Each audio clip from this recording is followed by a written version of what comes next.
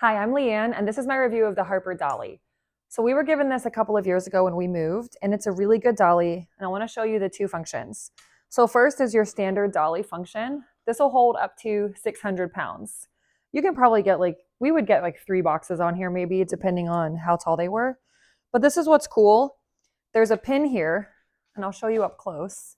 You just pull this pin out, and then the whole handlebar system slides right off. You lay the cart on the ground, and then you reinsert the handles here, and then you're going to make sure they lock into place again using this pin at the bottom.